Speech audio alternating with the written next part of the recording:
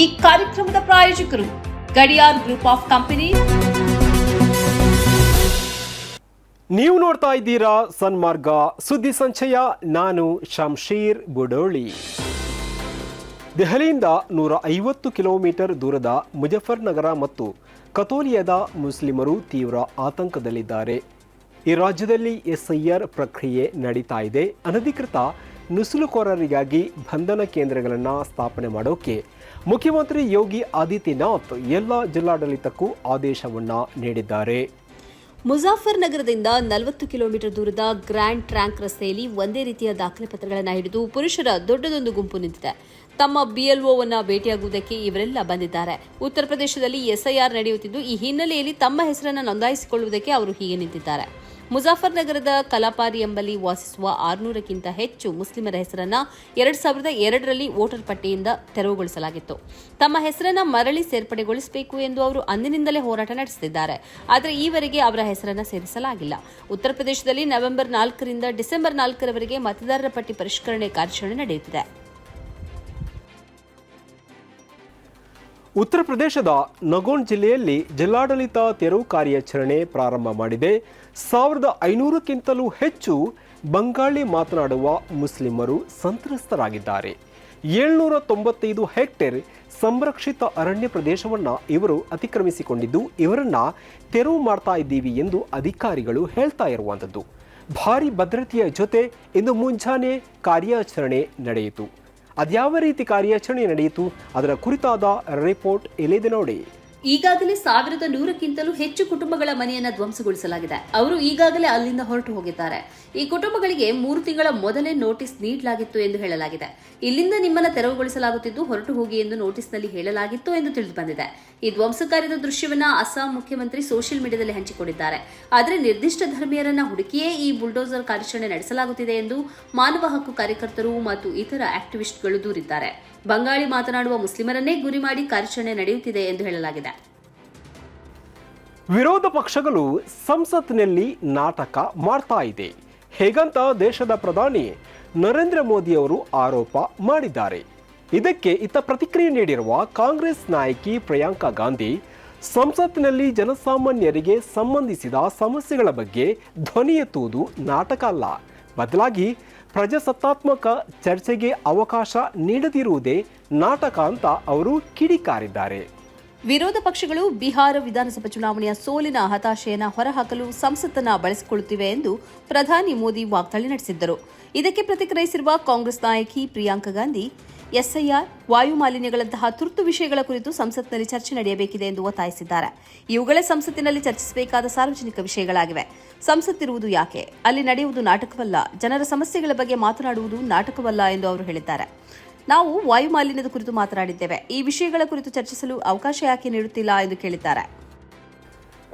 ಸಂಸತ್ತಿನ ಆವರಣದ ಒಳಗಡೆ ಶ್ವಾನ ತೆಗೆದುಕೊಂಡು ಹೋಗುವ ಮೂಲಕ ಕಾಂಗ್ರೆಸ್ ಪಕ್ಷದ ಸಂಸದೆ ರೇಣುಕಾ ಚೌಧರಿ ವಿವಾದಕ್ಕೆ ಗುರಿಯಾಗಿದ್ದಾರೆ. ಈ ವಿಷಯ ವಿವಾದ ಆಗಿದ್ದಕ್ಕೆ ತೀಕ್ಷ್ಣವಾಗಿ ಪ್ರತಿಕ್ರಿಯೆ ನೀಡಿರುವ ರೇಣುಕಾ, ನಿಜವಾಗಿ ಕಚ್ಚುವವರು ಸಂಸತ್ತಿನಲ್ಲಿ ಕುಳಿತಿದ್ದಾರೆ, ಅವರೇ ಸರ್ಕಾರ ನಡೆಸ್ತಾ ಇದ್ದಾರೆ ಎಂದು ತಿರುಗೇಟನ್ನ ನೀಡಿದ್ದಾರೆ. ಅವರು ಏನು ಹೇಳಿದ್ರು ಬನ್ನಿ ನೋಡೋಣ. ಅಲ್ಲಿ ಏನಾದರೂ ಕಾನೂನಿದೆಯೇ?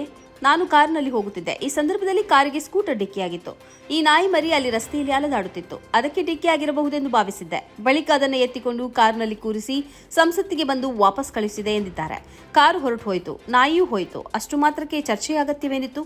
ನಿಜವಾಗಿ ಕಚ್ಚುವವರು ಸಂಸತ್ತಿನಲ್ಲೇ ಕುಳಿತಿದ್ದಾರೆ, ಅವರೇ ಸರ್ಕಾರವನ್ನು ನಡೆಸುತ್ತಿದ್ದಾರೆ ಎಂದು ಹೇಳಿದ್ದಾರೆ. ಮೂಕಪ್ರಾಣಿಯ ಬಗ್ಗೆ ನಾನು ಕಾಳಜಿ ವಹಿಸಿದ್ದೇನೆ. ಅಷ್ಟು ಮಾತ್ರಕ್ಕೆ ಚರ್ಚೆಯ ವಿಷಯವಾಗಿದೆ. ಸರ್ಕಾರದವರಿಗೆ ಚರ್ಚಿಸಲು ಬೇರೆ ವಿಷಯ ಇಲ್ಲವೇ? ನಾಯಿಯನ್ನ ಮನೆಗೆ ತೆಗೆದುಕೊಂಡು ಹೋಗಲು ಹೇಳಿರುವೆ. ಸಂಸತ್ತಿನಲ್ಲಿ ಕುಳಿತು ಪ್ರತಿದಿನ ನಮ್ಮನ್ನ ಕಚ್ಚುವವರ ಬಗ್ಗೆ ನಾವು ಹೆಚ್ಚು ಮಾತನಾಡುವುದಿಲ್ಲ ಎಂದಿದ್ದಾರೆ. ದೇಶದೆಲ್ಲೆಡೆ ವರದಿಯಾದ ಡಿಜಿಟಲ್ ಅರೆಸ್ಟ್ ಕೇಸ್ಗಳ ತನಿಖೆಯನ್ನ ಕೇಂದ್ರೀಯ ತನಿಖಾ ದಳಕ್ಕೆ ವಹಿಸಿ ಸುಪ್ರೀಂ ಕೋರ್ಟ್ ಆದೇಶವನ್ನ ನೀಡಿದೆ.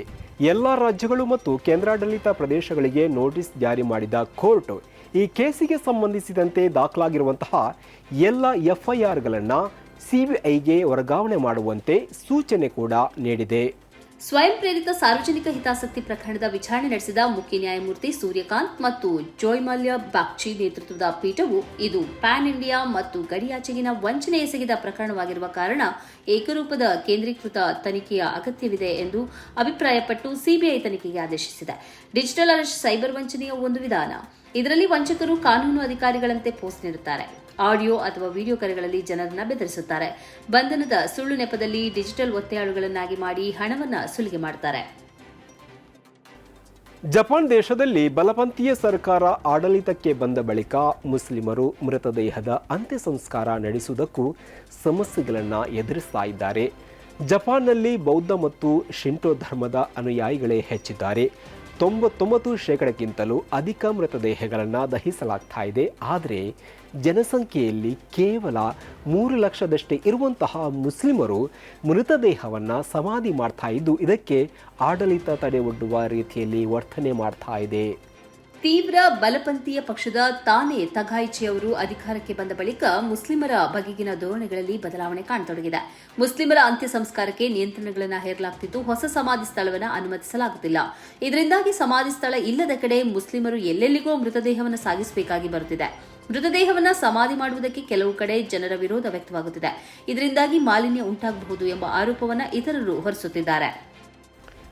ವಾಸ ನಿಯಮಗಳಲ್ಲಿ ಕುವೈತ್ ರಿಯಾಯಿತಿಯನ್ನು ಪ್ರಕಟ ಮಾಡಿದೆ. ಇದರಂತೆ ಪ್ರಮುಖ 5 ಸಂದರ್ಭಗಳಲ್ಲಿ ವಿಸಿಟಿಂಗ್ ವೀಸಾ ರೆಸಿಡೆನ್ಸಿ ಪರ್ಮಿಟ್ ಆಗಿ ಬದಲಾಗುತ್ತೆ.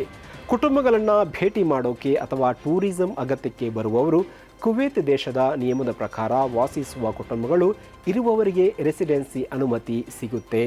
ವರ್ಕ್ ಎಂಟ್ರಿ ವೀಸಾದಲ್ಲಿ ಕುವೈಟ್ಗೆ ತಲುಪಿ ವಾಸಿಸಲು ಪ್ರಾರಂಭಿಸಿದ ಬಳಿಕ ತಾತ್ಕಾಲಿಕವಾಗಿ ದೇಶ ತೊರೆದವರು 1 ತಿಂಗಳ ಒಳಗೆ ಮರಳಿ ಬಂದರೆ ಅವರಿಗೆ ವೀಸಾವನ್ನು ಬದಲಿಸಬಹುದಾಗಿದೆ. ವಿದೇಶಿಯರ ವಾಸ ನಿಯಮಗಳನ್ನು ಸುಲಭಗೊಳಿಸುವುದು, ಉದ್ಯೋಗ ಮತ್ತು ಸಾಮಾಜಿಕ ಕ್ಷೇತ್ರಗಳಿಗೆ ಹೆಚ್ಚು ಜನರನ್ನು ಆಕರ್ಷಿಸುವುದಕ್ಕೆ ಈ ಹೊಸ ಬದಲಾವಣೆಯು ಪ್ರೇರಣೆ ಆಗಲಿದೆ ಎಂದು ಹೇಳಲಾಗಿದೆ. ಇದುವೇ ಈ ಹೊತ್ತಿನ ಸನ್ಮಾರ್ಗ ಸುದ್ದಿ ಸಂಚಯ. ನಿರಂತರವಾಗಿ ನೋಡ್ತಾ ಇರಿ ಸನ್ಮಾರ್ಗ ನ್ಯೂಸ್. ಸುದ್ದಿಗಳ ಸಂತೆಯಲ್ಲಿ ಸತ್ಯದ ಮೊಂಬತ್ತಿ. ಸ್ನೇಹಿತರೆ, ನಿಮ್ಮ ಅದ್ಭುತ ಬೆಂಬಲದಿಂದ ಸನ್ಮಾರ್ಗ ನ್ಯೂಸ್ ಚಾನೆಲ್ ಈಗ 2 ಲಕ್ಷ ಸಬ್ಸ್ಕ್ರೈಬರ್ಗಳನ್ನು ದಾಟಿದೆ. ಇದು ನಮ್ಮ ಯಶಸ್ಸಲ್ಲ, ಇದು ನಿಮ್ಮ ಯಶಸ್ಸು. ನಮ್ಮ ಮುಂದಿನ ಗುರಿ 4 ಲಕ್ಷ. ಇದು ಕಷ್ಟವಲ್ಲ. ನೀವು ಮಾಡಬೇಕಾದದ್ದು ಸಿಂಪಲ್. ನೀವು ಸನ್ಮಾರ್ಗ ನ್ಯೂಸ್ ಚಾನೆಲ್ ವಿಡಿಯೋವನ್ನ ನಿಮ್ಮ ಸ್ನೇಹಿತರಿಗೆ, ಕುಟುಂಬದವರೊಂದಿಗೆ ಹಂಚಿಕೊಳ್ಳಿ ಮತ್ತು ಅವರಲ್ಲೂ ಸಬ್ಸ್ಕ್ರೈಬ್ ಮಾಡಲು ಹೇಳಿ. ನೀವು ಶಕ್ತಿಯನ್ನು ಕೊಡಿ, ನಾವು ನಿಖರ ಸುದ್ದಿ ಕೊಡ್ತೇವೆ. ಧನ್ಯವಾದಗಳು.